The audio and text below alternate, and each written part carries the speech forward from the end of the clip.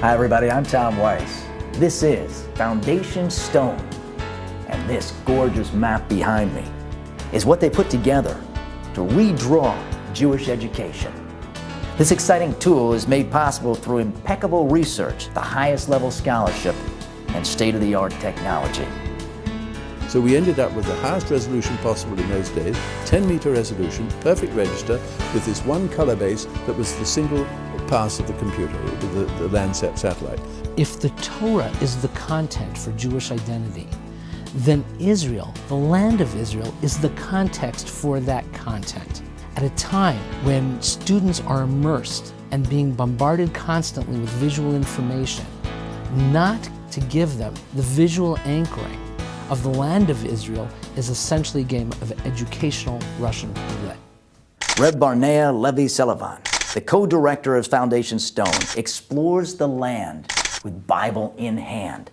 Personally, I'm looking forward to hearing and asking questions and finding out exactly how this map comes to life. We have this book, the Tanach.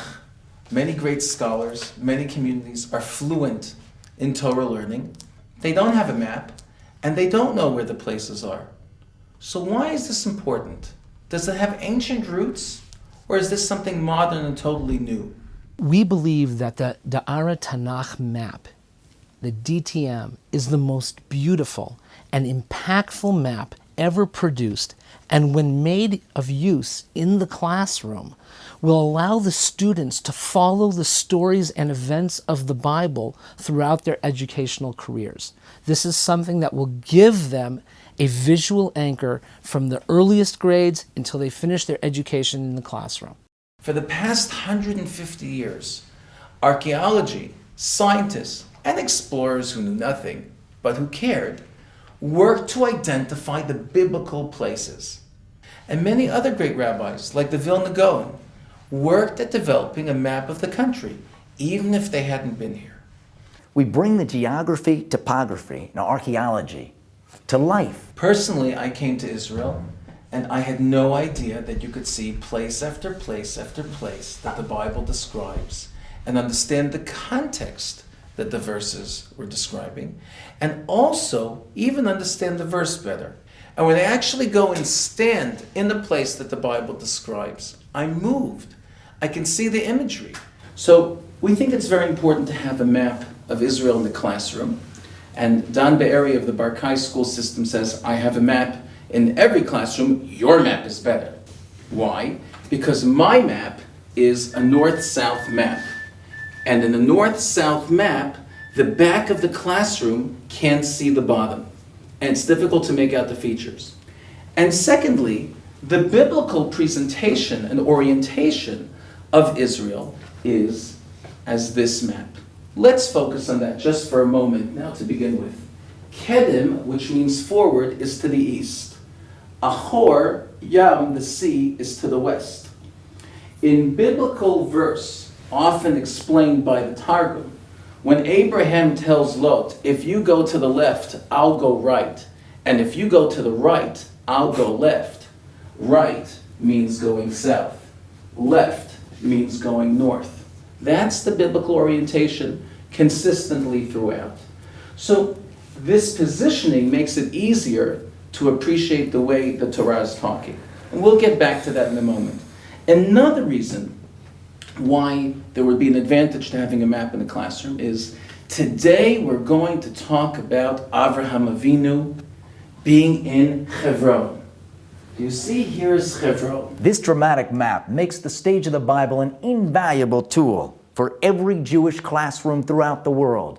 The child gradually watches as each time the teacher shows what happened on the map, you begin to understand that Israel is the context of the formative history of our nation. And for the teachers, it's easy to use, to learn, and to enjoy themselves while giving it over. The whole idea here is it makes it easy, but let me tell you from personal experience, I was afraid of maps. But once you do it 2 or 3 times and you get the hang of it, then let's do one easy piece right now from the book of Bereshit, in answer to your question. Avraham Avinu comes into Shechem. There's a discussion, did he come in here from the ladder of Tyre or another way? But he came in here to Shechem. And from Shechem he continued south, and he went to between Beit El and Ai. Ai is over here. Beit El miyam. Beit El was on the west to the sea. V'ha'ai mikedem. And the Ai, which later the Jewish people captured, is to the east. And then he continues south. He passes through Jerusalem and Bethlehem. And he comes to Hebron. And he goes to Beersheba. And then from there, he goes off to Egypt. We call this Derech Avot. Derech Avos, the path of the forefathers. When you put a line which represents a journey, it's following a road. If that road is purely, guesswork, because that's what it would be with anyone else, then there's no validity in the line. So you start with the road, then come the graphics, and then everything else. Foundation Stone spent countless hours looking at photos, maps, and archives to bring the best materials into the classrooms to empower the teachers in the most effective way possible. We found the materials of Dr. Richard Cleave of Cyprus. His materials are simply stunning in their detail. National Geographic and Time magazine quality images that have absolutely no parallel. Most of my contribution there was actually getting the data set together in the beginning, because it hadn't been done before, and we were persistent in our search for quality and high resolution, and that's the basis for the data you have. He spent 40 years and $4 million of his own money to produce materials that show and illustrate the beauty of the lands of the Bible. The land is constant. I often think when people go to the land, you don't have Israel which is made for the Jews, and Israel which is made for the Christians, and Israel made for the Muslims. There's a mountain there that doesn't know who's walking on it. Is this going to help me in my class? Is this going to help me in my subject matter? This is all well and good, grand concepts, Israel, the focus, the context. I need material to help me teach my class better. Educators and principals are saying to us constantly, give us the materials that will allow us to bring the textual materials to life. Give us the tools, give us the photographs, give us the maps, give us the artifacts that will have an impact on the classroom and allow the students to connect deeply to what it is we're teaching with them. There isn't a teacher in the Jewish world today that would not want to make use of these kinds of materials. I see in Foundation Stone probably the only educational institution that I know of in the Israeli establishment or the Jewish establishment that actually takes the land as a valid element within the study of its own religious history. Now, Moshe Rabbeinu says goodbye. He stands on Har Nevo, and the Torah says like this: he looked to the Gilad ad Dan, across to the land of Naphtali, through to Ephraim and Menashe, the heartland of Israel, across to Yehuda and the Yam HaAcharon, and then down in front of him to the Jericho Valley until Tzoar, the same Tzoar that Lot ran to from stone with his daughters, and how we have Moab and Ammon. So actually, and I never realized this till I stood there and had the Bible in front of me, this is describing a sweeping panorama. Look how we understand Moshe said goodbye to all of Israel from here.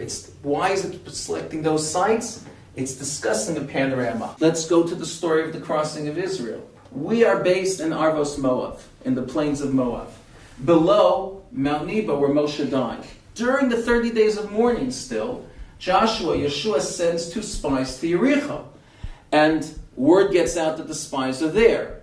Rachav, the Zonah, Rachav the prostitute, tells the spies, don't try and get back to base camp now, across the Jordan River. Go up into the mountains. What does that mean? Let's look at the map. Here you have the city of Jericho. They've crossed from the plains of Moab, across the Jordan River, into the city of Jericho. Obviously, what do they want to do? Get back to the millions of their countrymen who are here in the plains of Moab. Obviously, what does the king of Jericho do? Line the Jordan River crossings, Mabarot HaYarden, with his soldiers. No way will they be able to get from Jericho back to base camp. She tells them, go up into the mountain. I understand the story. I understand the simple meaning of the verse. from understanding the topography. We have now seen how the Tanach Map brings Israel to life in every classroom, in your classroom. I know I'm extremely excited about it. And if I'm excited, I imagine your students would be as well. Boy, that was a terrific presentation. Thank you, Tom.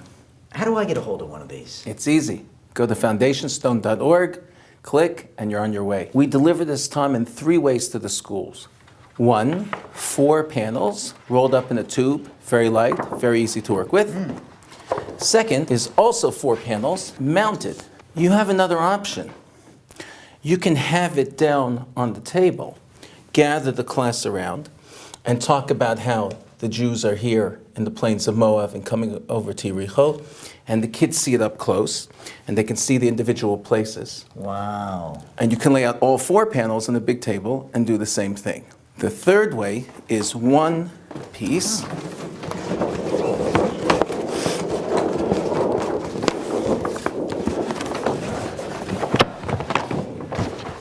It comes with riveted holes and makes it easy for hanging. And you see the whole country in one shot. What a beautiful map. I'm only sorry that they didn't have this map when I was growing up. That's why we made it. No school, synagogue, or community center should be without this beautiful, innovative foundation stone map. For more information about the Tanach Map and other exciting foundation stone products and programs, please call our office and see how land-based education can make an immediate difference in your classroom. Call today. Thank you for watching this special presentation. You know when it's recess time? Personally, I don't think the kids are going to leave the class because I'm looking at this map and I'm saying to myself, you know, it's real nice and everything, but what happened when I was a kid? I mean, I would have loved to have had this in my classroom.